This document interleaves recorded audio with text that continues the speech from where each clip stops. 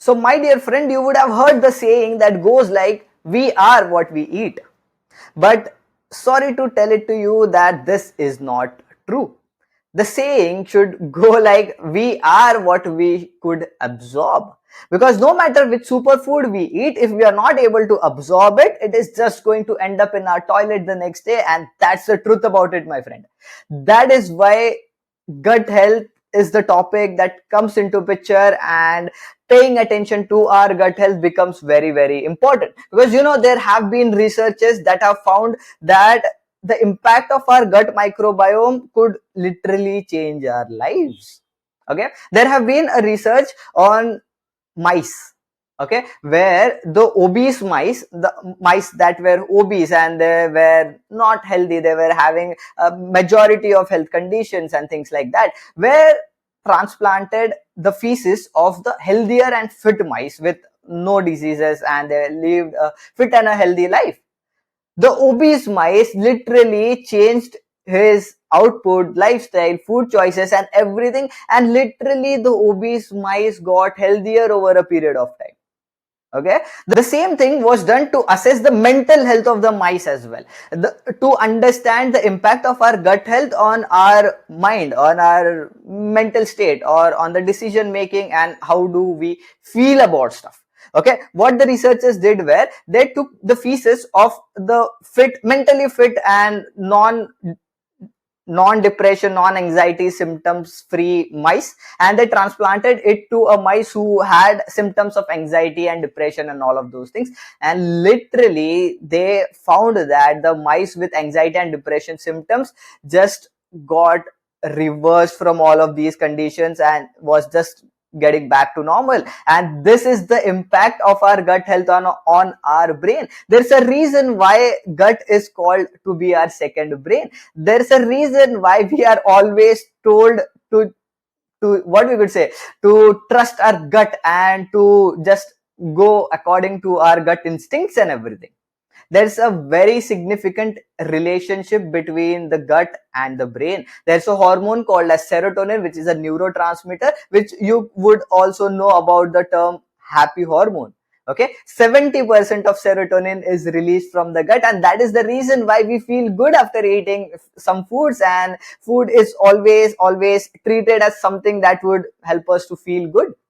Okay, a lot of things that we do in our day-to-day life, a lot of things that we feel, a lot of things that happen in our day-to-day life are majority of the times related to our gut. Hippocrates, known as the father of modern medicine, also said that all of the diseases begin in our gut. Ayurveda always starts their treatment from treating the gut, because they think that gut is the root cause of all of the issues, all of the diseases that we have or would suffer from. Okay, because that is the impact of gut, that on our day to day life, on our body, on our feelings. But apart from that, not paying attention to gut health, improper, or what we could say, gut health going out for a toss, could have massive discomforts in our life. It is very difficult to have a good day when we are having a lot of gases, when there's a lot of flatulence, when we are having hyperacidity, when we are going through like constipation, when we are going through frequent diarrhea and everything. It causes a lot of discomfort. But apart from this again, where the gut health actually comes into picture is nutrient absorption, my friend. Our immunity, our energy levels throughout the day, inflammation in our body, how many calories we absorb, our focus, concentration, decision making. A lot of these things are dependent upon our gut health, because if we are not able to absorb the nutrients from the food, we are not able to remove the toxins effectively from our body, everything is going to suffer, my friend. And because of this, what happens is everything in our body is interconnected, my friend. Okay, if we are not getting enough nutrients, we won't be having a lot of hairs on our body, because again, no nutrients, hairs are not mandatory for survival. excessive hair fall, a lot of acne, hormone related issues, tired and energy fatigue related issues, hormonal imbalances, lack of immunity, frequently falling sick, getting cold, cough, fever with every small changes in temperature. All of these things again boils down to gut health for the most part. So what should we do about it? The simple answer here is to take care of the gut. That's it. Simple solution. A healthy gut leads to a healthier body, and a healthier body is a responsive body, my friend.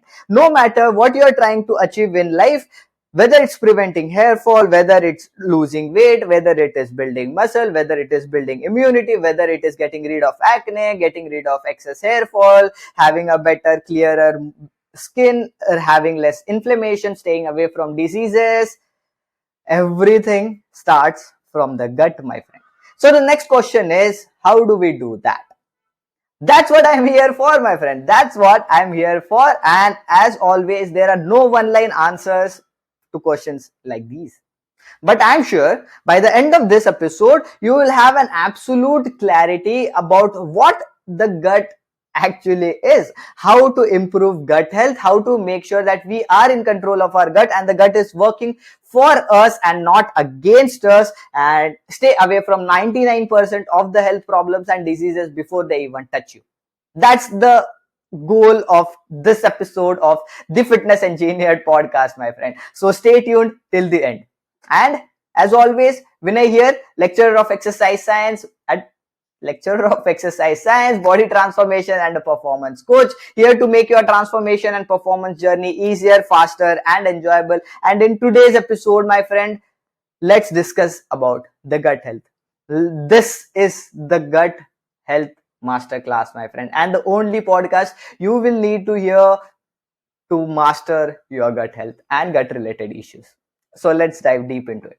So before diving deep into what gut health actually is, what gut microbiome is, how to take care of it, how to make it work for us rather than it working against us, let us understand what gut actually is. Gut, whenever we hear the word gut, we imagine about the stomach.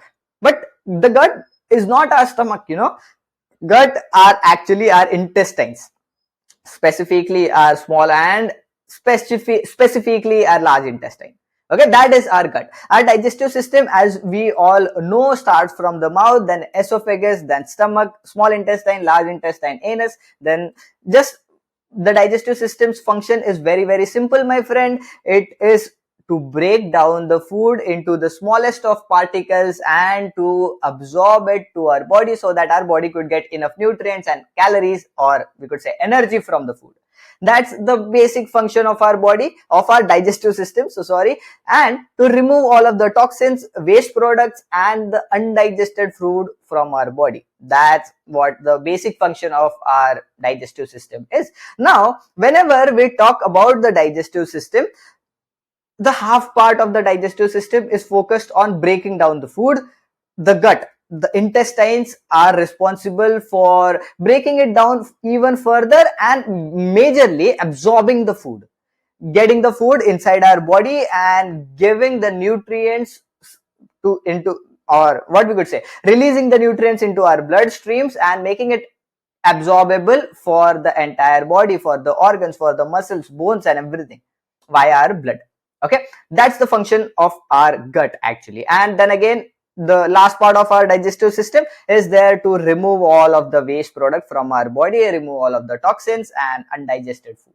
Okay, so whenever we eat something, our teeth just break down the food. Saliva is also a digestive juice that will help us to break down the food even further. Via the esophagus, the food travels into the stomach. Stomach is the most acidic chamber or organ in our body, my friend.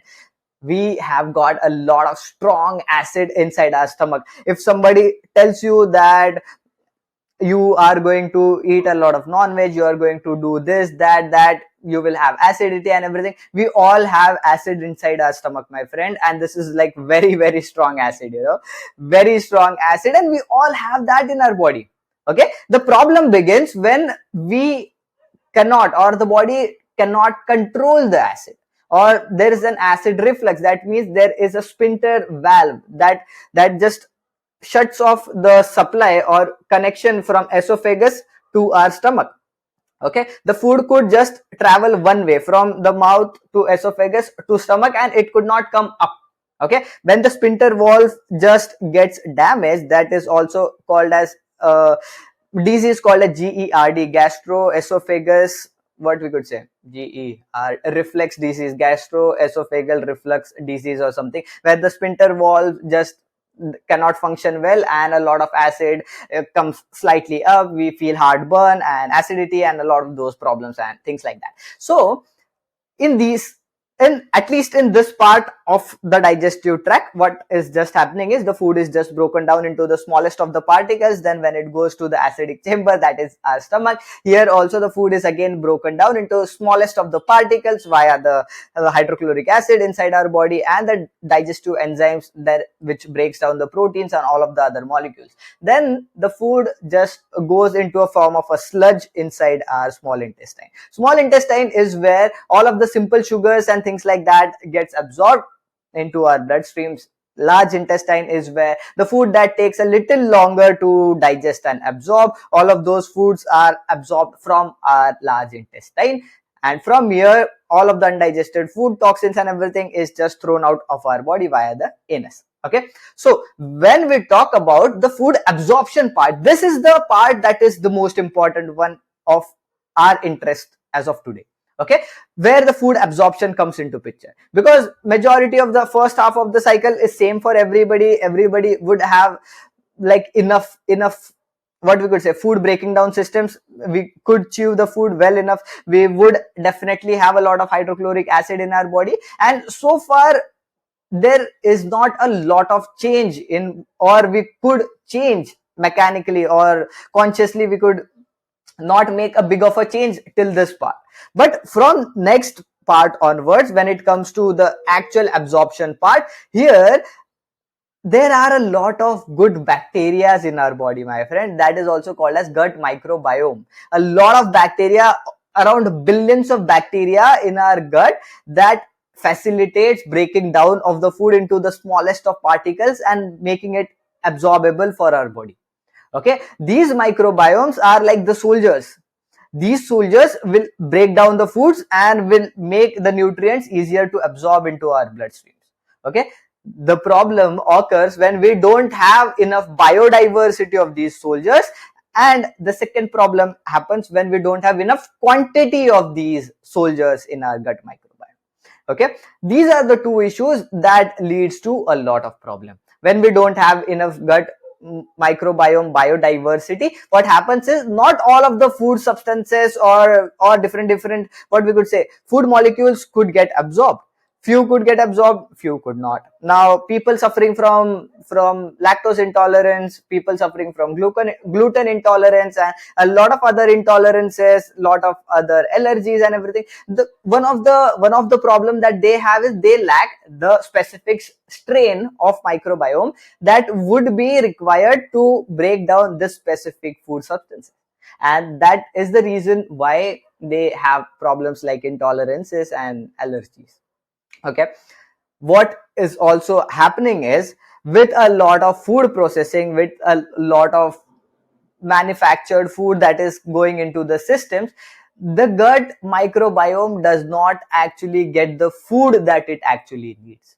Now the quantity of the gut microbiome and the biodiversity of the gut microbiome could very well be controlled by the food that we eat or by our lifestyle and the choices that we make. Okay, more the biodiversity of the gut microbiome, more the quantity of the gut microbiome, the better food absorption would be, better immunity we would have, better focus, concentration and decision making, better skin, hair health, and again makes it easier for us to do anything in life, basically, in simple terms. Because again, we would have more energy, we would have more nutrients, our skin, hair, health, hormonal health, everything, decision making, focus, concentration, everything would be good, and we would be making better decisions, our life would turn out to be really good. So there are a few things that could have a direct impact on our gut microbiome and our gut health actually. Okay, so what are these? The basic simple thing that would help our gut microbiome is fibers. Okay, now fibers, what fibers actually are fibers are a part of carbohydrates. Basically what these carbohydrates do is, there are carbohydrates are the energy source of our body, but then again fibers is a type of carbohydrates that are complex carbohydrates, and these fibers are not digested or absorbed by our human body. Okay, a lot of things we don't know about gut microbiome, because gut microbiome is like fingerprint. Every person would have a different variety of gut microbiome. It is said that we know less about our own body, and specifically our gut microbiome and the gut health, than we know about the outer space. So that's how, what we could say, the evidence and the research and the things are in as of today. A lot of research in this field is still going on. A lot of things are still coming up every day, every week, every month. There is something new that comes up regarding the gut microbiome, regarding the gut health, regarding the good bacteria, bad bacteria, and how to optimize all of the stuff. But few things are very, very proven and straightforward, my friend. Okay, now fiber, we were talking about fiber is a type of carbohydrates that our body cannot absorb. Okay, when we cannot absorb fibers, what happens is, fibers are again classified into two types: soluble fibers and insoluble fibers. Soluble fibers are basically dissolvable in water. Okay, so they just dissolve in water, and some of it could get absorbed in our body. Okay, but the insoluble fibers don't get absorbed in our body. So what it does is, it becomes food for the gut microbiome. Okay, this is the food for the soldiers inside our gut microbiome. What this does is, it strengthens the soldiers, it increases the biodiversity of the soldiers, it increases the quantity of the soldiers. When we have more soldiers, they could perform better, they could break down food better, they could help us to absorb more nutrients. Okay, high fibers are, that's why one of the most important thing that we should be consuming from our diet, because there's no other way of consuming enough fibers, my friend. And again, serotonin, happy hormone, is again 70% of it is released from our gut, my friend. Okay, this is where having a very healthy gut, having variety of gut microbiome and good variety of good bacteria in our stomach comes into picture. Now insoluble fibers becomes the food for this gut microbiome. Better gut microbiome, better gut health, better overall health and everything. So this is one thing that could definitely make an impact. Second thing that could make an impact is exercise. Okay, exercise has shown to have a very direct relationship with improving our gut health. Okay, now the mechanisms behind this are not absolutely known, but what also happens is, whenever we are exercising, there is a better blood circulation throughout our body, there is a lot of movement. The food inside our gut passes via the process called peristalsis. Okay, so basically there's a pipe, so there would be contractions, there would be relaxations, relaxations into the pipe, and that is how the food just goes through the entire pipe, and that's how it just goes out of the body as well. So whenever we are doing exercises, moderate intensity exercises, just even simple walks and everything, and the walk has shown to be very, very effective after we have had food when it comes to blood sugar regulation. And also there is one mechanism that I very, very recently heard about, that when there is a contralateral movement, whenever we walk, contralateral movement means our opposite arm and the leg move together. So whenever we are walking left right, basically we walk like that. So there is a contralateral movement, and because of that the peristalsis gets what we could say, an advantage from our physical body as well, because digestion is not a conscious process. Okay, it is a part of the autonomic nervous system, which just happens without we having to consciously do it or consciously focus on do it. But whenever we are walking, whenever we are doing physical activities, there is a direct positive impact on our gut health. So exercising regularly, even if it is low to moderate intensity exercise, even if it is just a walk, it is going to help you have better gut health, better digestion. Okay, then the next part, probiotic rich food. Now you would have heard these two terms very often, prebiotics and probiotics. What are those? Prebiotics and probiotics. Probiotics are basically the gut microbiome or the good bacteria, we could say. Okay, probiotics are the good bacteria. And what are prebiotics? Prebiotics are the food for the gut microbiome. That is what gets or helps to increase the biodiversity and quantity of the gut microbiome inside our gut. So prebiotic is food for gut microbiome. What are the pre and probiotic rich foods? Again, high fiber foods, fruits, vegetables. We have got yogurts here, a lot of fermented food. Even idli could help, idli, and again all of the fermented food could definitely help here. Then again, all of the curd related food, curd, we have got yogurt, we have got buttermilk. Then the next thing that could have a very significant impact is our stress and our sleep. Okay, stress has shown to have a very direct negative impact on our gut microbiome, our gut health. You would observe a lot of time when you are stressed, when you are not feeling well, your first thing that goes out for a toss is your gut health. Okay, you visit the washroom too often, you eat a lot of unhealthy foods, you try to cope up with the stress via food, and a lot of these things, stress could have a direct negative impact on our gut microbiome. Sleep could have a direct positive impact on our gut microbiome. 7 to 8 hours of sleep is linked with having better gut health, having better detoxification process, having better gut microbiome, and all of the things like that. Okay, next one, eating etiquettes. Simple stuff, my friend. This is very, very simple stuff. Eating slow, mindfully, and distraction free will help you to, means simple stuff will help you to absorb a lot more nutrients, will help you to reduce the blood glucose spike, would help you to digest the food better. Why? Because you're not stuffing yourself with a lot of food altogether. You are eating it slow, your body gets time to process everything, and the food goes inside slowly. It gets time to what we could say, the digestive enzymes. The food has to go through the digestive enzymes. The digestive enzymes need to break down the food and the proteins and all of the stuff, and then it has to pass through the stomach to the intestines and everything. If you would just put a big ball of food inside your gut, it would be very, very difficult to digest. So eat slowly, eat mindfully, eat distraction free. Just feel the food, my friend. There has been a research where the researchers have found that the subjects ate significantly less amount of calories when they eat mindfully and slow.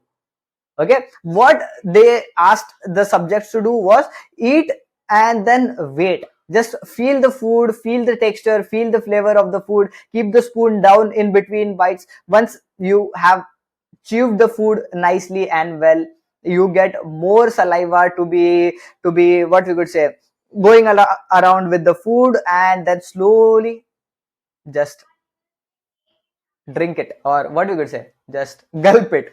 Just gulp it. And then this thing by itself has shown to be very effective in consuming less amount of calories. What we do these days is we are watching something, we are eating with the spoon, the food is already very easy to eat, very easy to overconsume, and we are just gulping it down, not even paying attention to whether we are even chewing it or not, and just gulping it down like a snake. Very wrong thing to do, that could affect or hamper your gut health by a lot. Okay, next thing, alcohol and smoking. I know majority of the people watching the podcast don't actually drink and smoke, but these two things have a direct negative impact on our gut health. So we need to stop doing this, my friend. We need to stop doing this. Alcohol could also kill a lot of the gut microbiome. The good bacteria could disturb the balance between the good bacteria and the bad bacteria. And again, what to say about alcohol, my friend? We all know it is not great for us. Still, not me, not you, but majority of people are still drinking it. I don't know why. I don't know what's the good reason for people to keep drinking despite knowing all of the negative effects that it has on our body. Same goes with the smoking as well. Don't want to spend a lot of time on this, but yes, I just want to tell you that these two things affect a lot, that also negatively. Then we talk about the thing that would have a very big negative impact is again ultra processed foods. Ultra processed foods, again, during the processing of the food, what they basically do is they make it a lot tastier, very easy to over consume, and they add in a lot of flavor, taste enhancers, a lot of colors into it, a lot of things to make the shelf life longer and everything. All of these things compromises with the food quality. We get a lot less fibers from these foods, we get a lot less nutrients from this food, but we get a lot of calories from this food, which is not great. These things would negatively affect our gut microbiome. Deep fried food, excessive sugars, these things would have negative impact on our gut health and the gut microbiome. So what we actually have to do is make sure that we are drinking enough water throughout the day, maintain a good sleep wake cycle, eating routine, maintain a good eating routine, eat at the same times every day, and these things. Apart from that, eating majority of the whole food diet. Whole food diet means a balanced diet which is coming from whole food and less of the processed food. Whole foods means the foods that are available in the direct form from the nature, just like meats, just like fruits, just like vegetables, just like grains, but not derivatives of this, just like bread, just like processed meat like hot dogs and things like that, salamis and everything. Okay, fruits and vegetables in their raw form, not the juice of the fruits, and not the vegetable extracts, and not their powders, and not a lot of these things. Eating food in their whole natural form is the best thing that we could do for our gut health. And again, focus on adding fibers into all of your meals, eating at least 2 portions of fruits, 2 portions of vegetables compulsory throughout the day is going to be a game changer. And basically, don't add in a lot of things that makes it worse for us. That's it. That's it. Do just these things, and these things will keep you in charge of your gut health and your overall health and well-being. Okay, there are, what you could say, there are a lot of supplements out there. There are a lot of brands claiming to come up with the probiotics, detoxification drinks, fat loss drinks, toxin removal detox, 21 days detox, 14 days detox, and everything.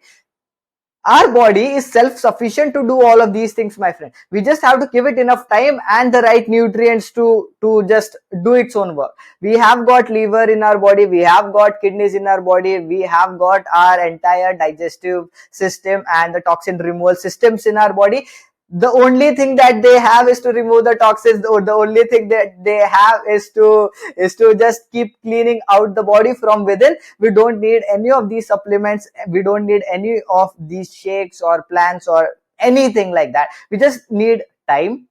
Just give your body enough time and give it the enough resources. That's it. The body will do everything by its own.